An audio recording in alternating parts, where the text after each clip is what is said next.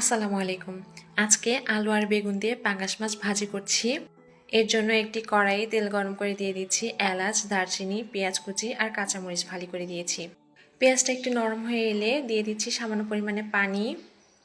আরও অ্যাড করছি হলুদের গুঁড়া, মরিচের গুঁড়া, ধনিয়া গুঁড়া, জিরা গুঁড়া, আদা বাটা, রসুন বাটা, লবণ।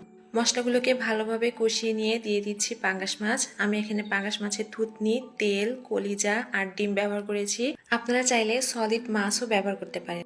এবারে মাছগুলোকে কষিয়ে নেব আর এভাবে ছোট ছোট করে ভেঙে নিচ্ছি। এবারে দিয়ে দিচ্ছি কিউব করে কেটে নেওয়া আলু আর বেগুন। সবজিগুলোকে মশলার সঙ্গে ভালোভাবে মিশিয়ে নিয়ে ঢাকনা দিয়ে ঢেকে সিদ্ধ হওয়া পর্যন্ত রান্না করে নিচ্ছি। সবজিগুলো সিদ্ধ হয়ে গেলে পানি শুকিয়ে যাওয়া পর্যন্ত ভেজে নিচ্ছি। ভাজা হয়ে গেলে গরম মশলার গুঁড়া দিয়ে নামিয়ে নিচ্ছি। গরম ভাত দিয়ে এই ভাজিটি খেতে কিন্তু অসম্ভব মজার হয়ে থাকে। একবার হলেও বাসায় ট্রাই করে দেখবেন, ইনশাল্লাহ ভালো লাগবে। আল্লাহ হাফেজ।